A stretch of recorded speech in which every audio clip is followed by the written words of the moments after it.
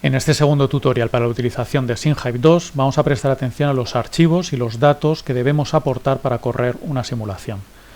Al igual que los otros tutoriales, así como el resto del material de ayuda y el propio ejecutable, se encuentra disponible en el repositorio GitHub en la dirección que figura en la pantalla. En este diagrama del flujo de trabajo de SimHive están recogidos en color marrón los archivos de entrada con los cuales se van a construir los individuos iniciales en la simulación. Aparecen también los procesos de toma de decisiones y los cálculos que van a dar forma a los procesos bajo los cuales va a evolucionar nuestra población de estudio. Antes de iniciar la simulación, es muy importante asegurarse de que en la ubicación donde se va a ejecutar esta, donde esté el fichero simhive.jar, está también presente una carpeta llamada logs. Esa carpeta perfectamente puede estar vacía al inicio de la simulación. En ella el ejecutable va a ir grabando los archivos temporales que necesita para funcionar, pero la carpeta tiene que existir previamente a lanzar la simulación. También es necesaria la presencia de un archivo simhive.properties. En él se van a recoger las condiciones concretas de la simulación. Una vez que se lance la simulación, esas condiciones se van a sobreescribir en este archivo. Pero es necesario que el archivo esté presente al lanzar el ejecutable. Siempre vamos a poder utilizar de entrada un archivo properties correspondiente a una simulación anterior. Para la primera simulación recomendamos utilizar el archivo properties que se ofrece como ejemplo en el repositorio GitHub. Una vez que nos hemos asegurado de que tenemos en la misma ubicación la carpeta logs, el archivo properties y el fichero ejecutable jar, podemos lanzar este. En ese momento se nos abrirá la interfaz del programa que tiene este aspecto. Van a aparecer unas líneas en las cuales deberemos especificar la ruta de acceso a los archivos de entrada necesarios. Cuando pinchemos en una de estas líneas, se nos abrirá una ventana de navegación y se va a abrir precisamente en la ubicación donde está el ejecutable jar. Por lo tanto, lo más cómodo es tener en esa misma ubicación los distintos archivos de entrada necesarios. También aparecen unos cuadros en los cuales el usuario va a poder introducir directamente el valor numérico de los parámetros requeridos. Y unos desplegables en los cuales el usuario va a poder elegir entre las distintas opciones que ofrece SimHive 2.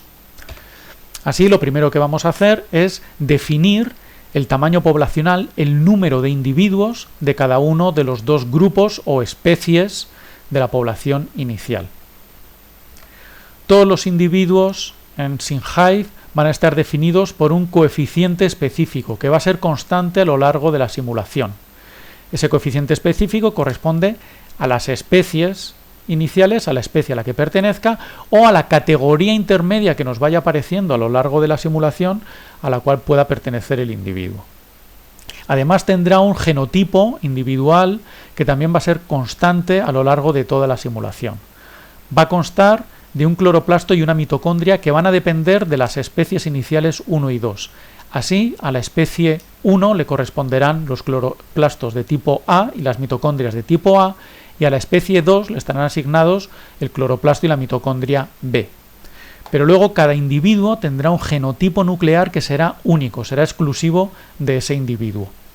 Ese genotipo se va a construir para distintos loci nucleares considerados neutrales y en su caso para un locus de autoincompatibilidad en función de las frecuencias alélicas correspondientes a esas especies de la población inicial.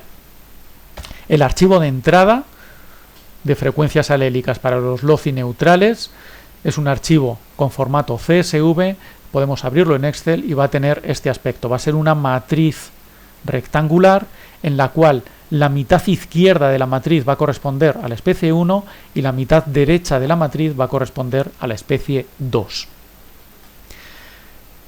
Dentro de cada una de esas mitades nos van a aparecer los distintos loci nucleares que consideremos y tienen que aparecer en el mismo orden para las dos especies. Si hemos puesto los loci 1, 2 y 3 en ese orden para la especie 1, para la especie 2 también tendrán que aparecer locus 1, locus 2, locus 3. Cada uno de esos loci va a estar definido por dos columnas. La primera de ellas va a tener la identificación de los alelos con un código alfanumérico. En este caso los hemos denominado simplemente con un número. y la segunda columna va a corresponder a las frecuencias de esos alelos en la especie correspondiente.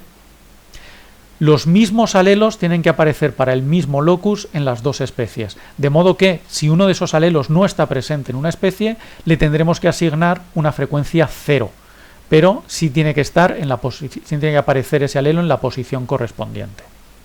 Como se trata de una matriz rectangular, tendremos que completar con ceros donde sea necesario. SimHive puede trabajar con hasta 1000 loci nucleares neutrales simultáneamente en la misma simulación. Pero además, SimHive también contempla la posibilidad de que haya un fenómeno de autoincompatibilidad, que en el tutorial anterior ya dijimos que es un fenómeno frecuente en especies forestales, si bien no se conocen muy bien los detalles de su funcionamiento en todos los taxones. Nosotros hemos contemplado el fenómeno de autoincompatibilidad mediante un único locus. El fichero de frecuencias alélicas para ese locus también tendrá un formato CSV y tendrá este aspecto. La primera columna representa la identificación de los alelos con un código alfanumérico. Aquí los hemos llamado SI, correspondiente a Self Incompatibility, seguido de un número. La segunda columna va a presentar las frecuencias de esos alelos para la especie 1 y la tercera columna las frecuencias alélicas para la especie 2. Evidentemente, las frecuencias alélicas siempre tienen que sumar 1 para cada una de las especies. Como se aprecia en este ejemplo, podemos tener alelos compartidos entre ambas especies y alelos exclusivos de cada una de ellas. Además, cada individuo tendrá asignado un valor adaptativo, un valor de fitness, que ese sí va a poder variar a lo largo de la simulación. Para los individuos de la población inicial, el valor de fitness se les va a asignar en función de la especie a la que pertenezcan. Para eso debemos definir las categorías específicas y el valor de fitness que vamos a asignarles a cada una de ellas. Y lo haremos en esta zona de la interfaz. El fichero de entrada que nos va a definir las categorías específicas y el fitness asignado va a tener un formato TXT. Aquí lo hemos abierto en Excel para que se vea como una columna, como una matriz.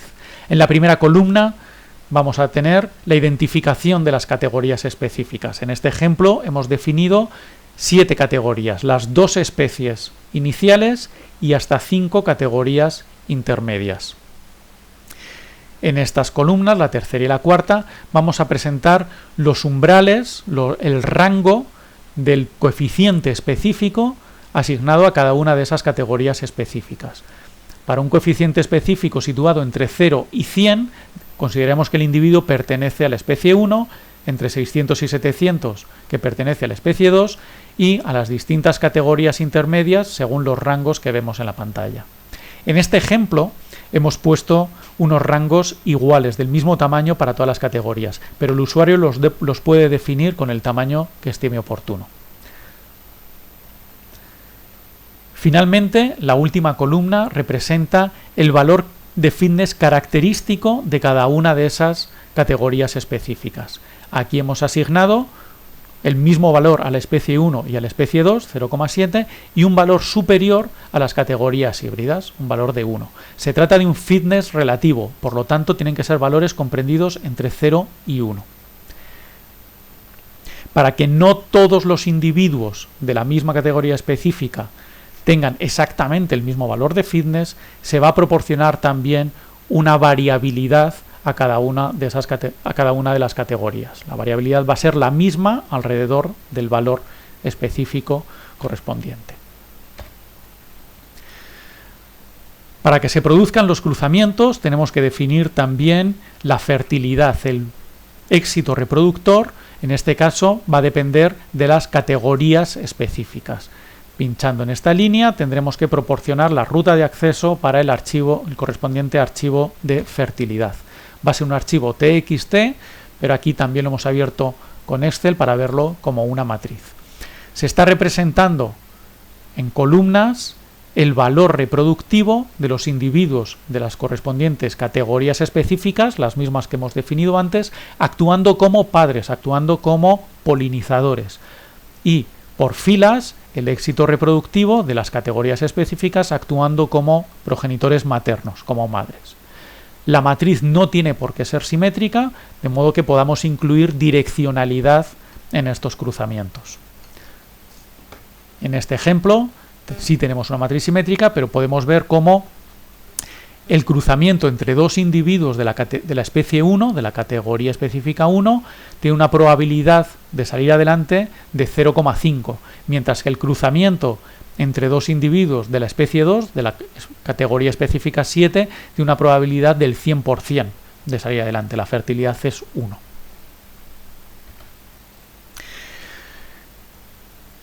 Tenemos que definir además cómo se van a heredar los distintos orgánulos mediante estos desplegables. En este ejemplo hemos decidido que el cloroplasto se herede por vía paterna, mientras que la mitocondria se herede del progenitor materno, por vía materna. Así es, por ejemplo, como se heredan los orgánulos en las pináceas. SimHive también permite contemplar la posibilidad de inmigración, que se produzca inmigración en cada ciclo reproductivo. Para ello, el usuario definirá en este cuadro la probabilidad de inmigración en cada uno de los ciclos. Tendrá que proporcionar un valor entre 0 y 1. En los siguientes cuadros, en estos dos cuadros, se definirá, en caso de que en un ciclo se produzca inmigración, cuántos individuos de cada una de las dos especies se van a incorporar a nuestra población de estudio. Además, esos individuos se van a construir exactamente igual que los de la población inicial, pero vamos a poder definir unas frecuencias alélicas para los loci nucleares diferentes en la población de origen respecto a nuestra población de estudio. Cada individuo además va a tener un valor de fitness, como hemos dicho anteriormente, que puede ir variando a lo largo de los ciclos reproductivos. El valor de fitness que se asigna a los individuos que van surgiendo en los distintos ciclos reproductivos es el siguiente. Es una media ponderada entre dos coeficientes, una aportación va a depender de la familia concreta, de los progenitores concretos del individuo, y otro componente va a ser una aportación dependiente de la categoría específica a la que pertenezca el individuo. Es una media ponderada y los pesos, por supuesto, tienen que sumar 1. Como decíamos, para que los individuos de una misma categoría específica no tengan todos el mismo valor, el mismo componente de fitness, este se va a extraer de un rango, de un intervalo comprendido entre el valor típico de la especie más menos la variabilidad que le asignemos. Del mismo modo, para cada cruzamiento concreto, habrá un valor correspondiente a la familia, que será la media aritmética del de los progenitores. En el caso de que haya distintos hermanos de los mismos progenitores, para que no tengan el mismo valor de fitness, se va a extraer al azar de un intervalo comprendido entre ese valor típico de la familia más menos la variabilidad correspondiente. Además, los individuos preexistentes veremos que van a ser envejecidos mediante esta fórmula que explicaremos en el siguiente vídeo tutorial. El coeficiente de envejecimiento es este número A, comprendido en el intervalo cerrado 0,1, y el coeficiente de linealidad es este número B, este parámetro B, que también tiene que estar definido en el intervalo cerrado 0,1. Todos estos valores se especificarán en esta parte de la interfaz.